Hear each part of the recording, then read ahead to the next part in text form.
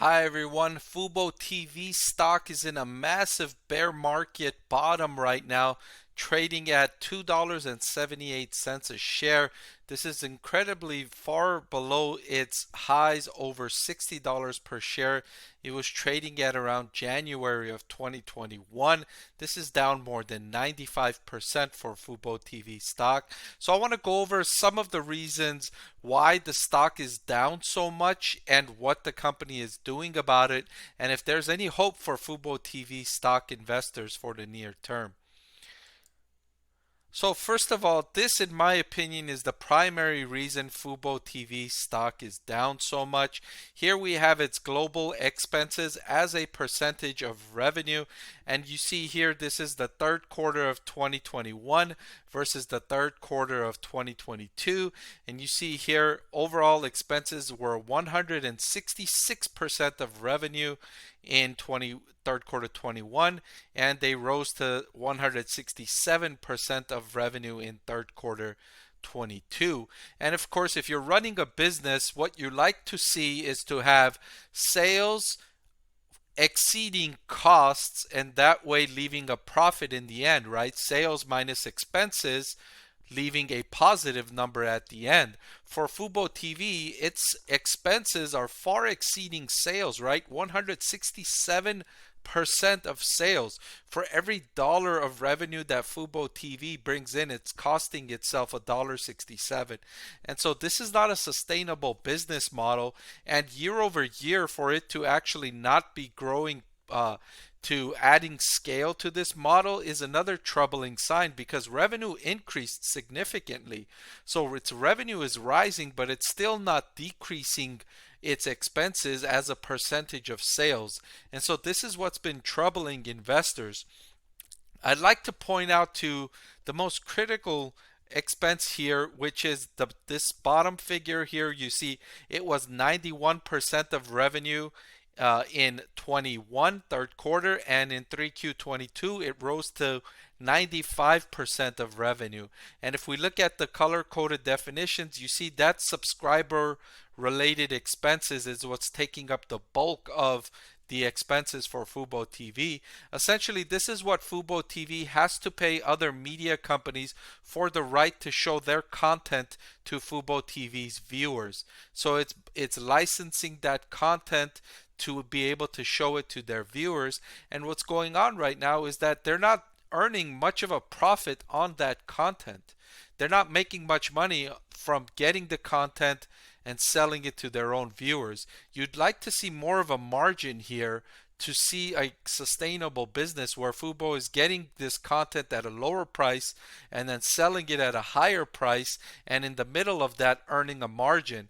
And you see here it's 95% of revenue, and that margin is worsening. It's not improving as Fubo TV is moving along its quarters, as it's expanding its revenue base.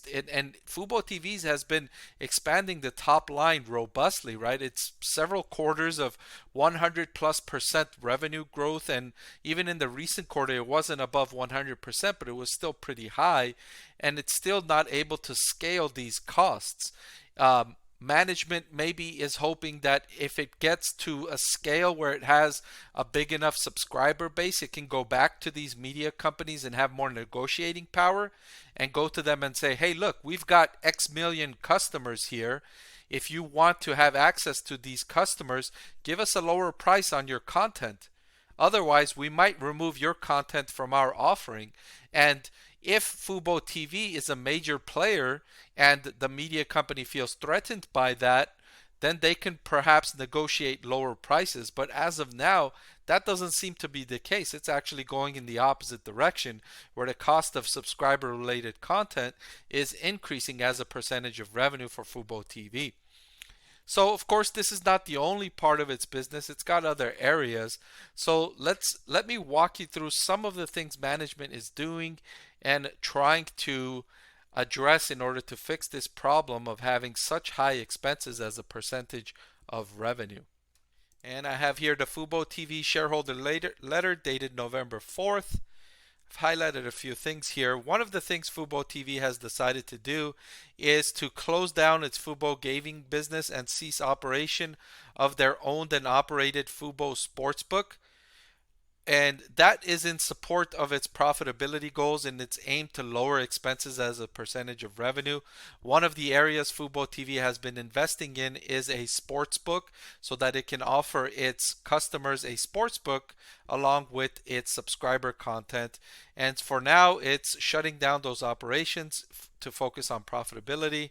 And what they're also trying to do is they're exploring ways to optimize their user base in the gaming space without investing their own funds. So they're looking at partnerships, they're looking at licensing deals to try and profit from the gaming space without investing their own funds. So that remains to be seen if they're going to be able to do that. Meanwhile, they've invested millions of dollars in this sportsbook endeavor, which they're writing down these investments and saying, "Oops, this didn't work out." And they're saying we're going to take a loss on these millions of dollars in investments, which is a bad sign for investors that even these early investments are not showing fruits, a good return on the investment. So here is something management points out that many streaming services have recently raised their prices to support their growing investment in content. Yes, and that's what I think Fubo should be doing. They should be raising their prices on their content so that they can achieve better sustainability in their business model. They're losing so much money on the bottom line. They should be, in my opinion, raising their prices, even if that means losing some subscribers, even if that means slower growth. At least they can put their business on a more sustainable footing, and that way have better long-term viability. And maybe they wouldn't have to cancel their sportsbook investments in that regard. Maybe they can continue investing in those kinds of projects if they're earning some gross profit from their, you know, base offering, which is subscriber related content. But so far we're seeing little signs of price increases, or if they are implementing price increases, it's not showing up yet. And they have room to increase it, and they give you evidence here. Look at how much it costs for cable TV, and Fubo TV is an a streaming alternative to cable. So at half the price, $70 per month for Fubo TV, roughly speaking, compared to $147 per month for traditional cable. And then if you were to bundle all of the ad-supported streaming services, they note here on the right-hand side, customers would be paying $90 per month. So there's room for Fubo TV to increase its subscription prices, and they're giving you the evidence here. So why not raise your price to $80 per month or $84.95 per month to kind of put your business model in a more sustainable footing, so you're not losing so much on the bottom line.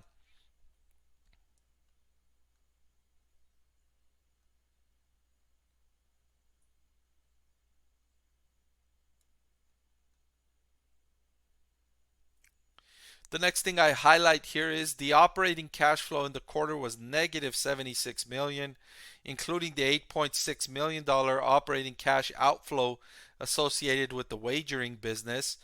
This compares favorably to our second quarter of negative 91 million. Okay, so they're losing less money, going from losing 91 million to losing 76 million. That is an improvement, but you're still losing 76 million in the quarter when your revenues are not high enough to support these kinds of losses, in my opinion. So let's go back. Let's look at their revenue in the most recent quarter. So for the third quarter, revenue was 224 million, which was a 43% increase year over year. But at the same time, they're losing almost 100 million. Well, that loss decreased to 75 million. So losing 75 million in cash flow on revenue of 225 million, that proportion is unfavorable for Fubo TV stock investors. And you can start to see the story unfolding of why the stock is down 95%. These are not the metrics investors like to see when they're investing in a business. This is not the type of margins you like to see. You want to see more favorable margins. You want to see more favorable economies in scale here, which Fubo TV is not delivering. And cutting down investment projects and scaling back these kinds of growth areas in an effort to stem these losses is looks like to be a small step when investors are looking for a bigger step, which in my opinion would be a large increase in their subscription price. That would be the one move that I think if Fubo TV was to implement could be the catalyst to lift Fubo TV's stock price in the near term. A significant announcement of a price increase on their subscription services. And then after they announce that increase in subscription for in the next quarter or in 2 quarters to follow that up with announcing good subscriber retention metrics. So announcing a price increase and then hopefully announcing that not too many customers decided to cancel their subscription after we increased our price. And so that would be evidence of a sustainable business. Investors would love that. That could be the catalyst that shifts Fubo TV stock price higher. All right, so that's all I've got for this update on Fubo TV stock. If you gained any value from this video, please go ahead and hit the like and subscribe button. It'll help me make more videos like this one. Thank you for watching, and I'll see you next time. I want to thank the Motley Fool for sponsoring this video. The Motley Fool is a company that provides investing insight and stock recommendations for all investors of all skill sets and risk levels. So I'm proud to partner with the Motley Fool to bring you 10 stock picks from their popular product, Stock Advisor. Stock Advisor has beaten the market by more than 3 times. Go to fool.com/parkev to get your 10 stock picks now.